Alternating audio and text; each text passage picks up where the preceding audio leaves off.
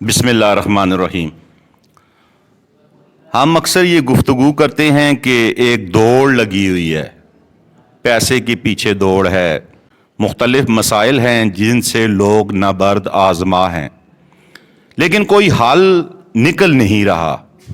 سب سے بہترین حل وہی ہوتا ہے جو ہمیں اللہ تبارک و تعالی یعنی خالق کائنات نے اور نبی مہربان حضرت محمد مصطفیٰ صلی اللہ علیہ وآلہ وسلم نے بتایا۔ آج ہمارے ساتھ ضلع ایبٹ آباد بلکہ صوبہ خیبر پختونخوا کی انتہائی معتبر شخصیت محترم جناب مفتی حفیظ الرحمان طاہر صاحب تشریف فرما ہیں۔ ہم ان سے پوچھنا چاہیں گے کہ وہ بتائیں کہ ہمیں کیسے سکون میسر ہو، ہمیں جس کو ہم مائنڈ سیٹسفیکشن کہتے ہیں وہ کیسے میسر ہو تاکہ مسائل سے، دنیا کے جو جھمیلے ہیں ان سے ہماری جان چھوٹ جائے اور ہم پرسکون زندگی گزار سکیں۔ بسم اللہ الرحمن الرحیم۔ الا بذکر اللہ تطمئن القلوب، صدق اللہ العظیم۔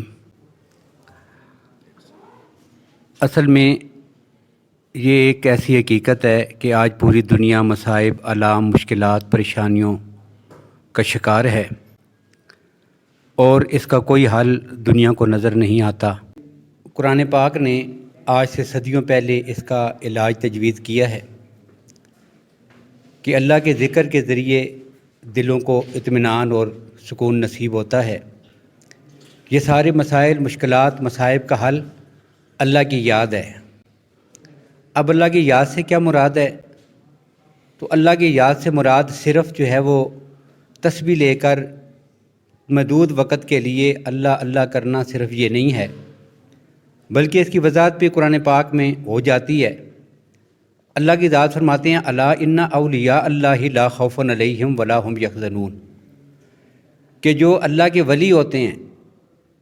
اب ذکر سے مراد یہ ہے کہ انسان اپنے آپ کو اللہ کے ساتھ ایسا جوڑ لے کہ وہ اللہ کا دوست اور ولی بن جائے، تقوی اختیار کرے۔ اب یہ جو ولی ہوتے ہیں ان کی تعریف بھی کی گئی ہے، الذین آمنوا وکانوا یتقون، کہ جو ایمان والے ہیں، تقوی اختیار کرنے والے ہیں، یہ اللہ کے ولی بن جاتے ہیں۔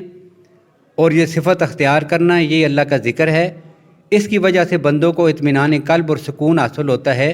اس کے علاوہ دنیا میں پریشانیوں اور مصائب سے حل کا کوئی علاج ہمارے پاس موجود نہیں ہے، اور اس کی بہت ساری مثالیں بھی ہمارے پاس موجود ہیں۔ وہ اللہ کے ایک ولی تھے اور ان کے بارے میں یہ ذکر آتا ہے کہ بہت بڑے تاجر بھی تھے۔ اب ان کا خادم ان کے پاس پہنچا اور بڑا پریشان ہامتا کامتا دوڑ کے آیا، آگے کہنے لگا کہ وہ جو جہاز تجارت کے لیے آپ نے سامان کا بھیجا ہوا تھا، تو اطلاع یہ آئی ہے کہ وہ پورا جہاز جو ہے وہ تباہ ہو گیا اور پانی میں غرق ہو گیا۔ اب یہ خبر سن کر وہ جو بزرگ بیٹھے ہوئے تھے بڑے سکون کے ساتھ انہوں نے کہا الحمدللہ۔ وہ خادم باہر چلا گیا، تھوڑی دیر کے بعد وہ واپس آیا، آدھے پونے گھنٹے کے بعد، اور پھر خوشی خوشی میں خبر سناتا ہے، کہتا ہے جی وہ جو خبر تھی وہ غلط تھی، پہلے جو بتایا گیا تھا جہاز ڈوب گیا ہے تو ویسی بات نہیں ہے، جہاز ڈوبا نہیں ہے۔ اب انہوں نے پھر تھوڑا سا توقف کیا اور پھر کہا الحمدللہ۔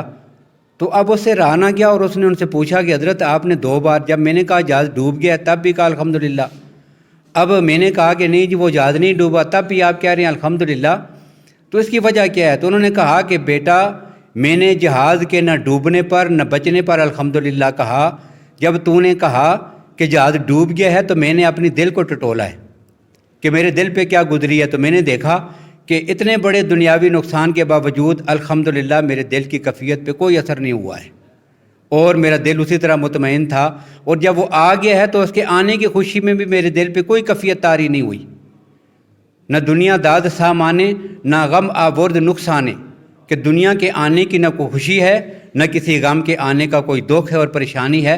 تو یہ کیفیت اللہ اپنی یاد اور ذکر کی وجہ سے عطا فرماتے ہیں۔ اور آخری بات میں ایک اور بھی کہتا ہوں، مورخین نے ایک بات لکھی ہے کہ افلاطون موسیٰ علیہ السلام کے دور میں گزرا ہے۔ اب سب جانتے ہیں کہ بڑا صاحب عقل، بڑا سمجھدار اور دانشور سمجھا جاتا تھا اس کو، تو اس نے موسیٰ علیہ السلام کے سامنے ایک سوال بھیجا تھا کہ جی میں آپ کو اللہ کا نبی مان لوں گا، آپ میرے ایک سوال کا جواب دے دیں۔ سوال یہ ہے کہ اگر آسمان کو کمان بنا دیا جائے اور جتنی پریشانیاں، دکھ، بیماریاں، مصائب، آفات، مشکلات جو کچھ پوری کائنات کی مخلوق پہ نازل ہوتے ہیں ان سب کو تیر بنا دیا جائے اور تیر چلانے والی خود اللہ کی ذات ہو، تو بتائیں دنیا میں وہ کون سا کونا ہے کہ جہاں پہ آدمی چھپ کے کھڑا ہو تو ان تیروں کے نشانوں سے بچ سکے؟ اب یہ سوال تھا. اب ہم بھی غور کریں سوال کا جواب ہمارے پاس کیا ہوگا. لیکن موسیٰ علیہ السلام کے پاس جب یہ سوال پہنچا تو انہوں نے فوراً اس کا جواب اس کو بھیجا کہ بھائی جو تیر چلانے والا ہے نا اس کے ساتھ جتنا جوڑ کے کھڑے ہو جاؤ گے، آپ جتنا اس کے قریب ہونے کی کوشش کریں گے، جتنا اس کے ساتھ جڑیں گے، اتنا ہی ان تیروں برستے ہوئے تیروں سے بچ جائیں گے. ظاہر ہے جو آدمی تیر چلا رہا ہو، جو گولی چلا رہا ہو، آدمی اس کے ساتھ جوڑ کے کھڑا ہو جائے تو گولی اس کو آگے لگے گی، تیر اس کو آگے لگیں گے نہیں، وہ بچتا چلا جائے گا. تو مصائب سے، مشکلات سے، پریشانیوں سے، ٹینشنوں سے نجات کا ایک ہی طریقہ ہے کہ اللہ کی ذات کے ساتھ ہم اپنے تعلق کو مضبوط سے مضبوط تر کریں. اسی کو اللہ نے کہا الا بذکر اللہ تطمئن القلوب، الا ان اولیاء اللہ لا خوف علیہم ولا هم یحزنون الذین آمنوا وکانوا یتقون. تو اسی سے ہماری مصائب، پریشانیاں، مشکلات ان کا حل ممکن ہے. اس کے علاوہ دنیا میں کوئی ایسا علاج اور طریقہ نہیں کہ جس کے ذریعے ہم ان مسائل کو حل کر سکیں. اللہ تعالیٰ میں اپنے ساتھ تعلق کو مضبوط بنانے کی توفیق نصیب فرمائیں. شکریہ ساجد صاحب. تو یہ انتہائی مختصر گفتگو تھی کہ ہم سکون کیسے حاصل کر سکتے ہیں. اللہ پاک آپ کا، میرا، ہم سب کا حامی و ناصر ہو. وسلام.